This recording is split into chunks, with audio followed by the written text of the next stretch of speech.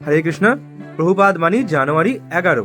আমাদেরকে ছোটখাটো ব্যাপারগুলো ভুলে যেতে এবং ক্ষমা করতে শিখতে হবে, কারণ যখনই কোনো স্থানে দুইজন থাকে সেখানে সর্বদা কোনো ভুল বোঝাবুঝি হবে। প্রকৃতপক্ষে আমরা প্রত্যেকটি জীবাত্মায় স্বতন্ত্র। আমাদের বিভিন্ন বিভিন্ন মতামত রয়েছে, আমাদের আলাদা চিন্তাভাবনা রয়েছে, আলাদা স্বভাব রয়েছে। যখন ভিন্ন ভিন্ন জীবাত্মা এক স্থানে আসে তখন সেখানে বিভিন্ন মতবিরোধের কারণে আমাদের মধ্যে মনোমালিন্য হতে পারে, তার জন্য ভুল বোঝাবুঝি ইত্যাদি হয়। সেক্ষেত্রে আমাদের একে অপরকে ক্ষমা করতে শিখতে হবে। প্রভুপাদ তার এই বাণীর মাধ্যমে আমাদের সেটি বোঝাতে চাচ্ছেন। ক্ষমা করা প্রকৃতপক্ষে একটি মহৎ গুণ। শক্তিশালী ব্যক্তিরাই কেবলমাত্র অপরকে ক্ষমা করতে পারেন। যাদের মধ্যে অহংকার রয়েছে, যারা দুর্বল, তারা কখনোই অন্যকে ক্ষমা করতে পারে না। নিত্যানন্দ প্রভু যোগাই মাধাইকে ক্ষমা করে দিয়েছিলেন, তার ফলেই কিন্তু যোগাই মাধাই উদ্ধার হয়েছিলেন।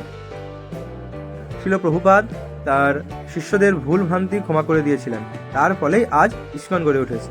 নিত্যানন্দ প্রভু, শিল প্রভুপাদ এনারা যদি ক্ষমা না করতেন তাহলে সমাজের উন্নতি কি করে হতো? তাই প্রভুপাদ তার এই বাণীর মাধ্যমে আমাদের ইঙ্গিত দিচ্ছেন, আমাদের বুঝিয়ে দিচ্ছেন আমাদের এই ক্ষমা করার গুণটি বাড়াতে হবে। হরে কৃষ্ণ। জগৎগুরু শিল প্রভুপাদ কি জয়।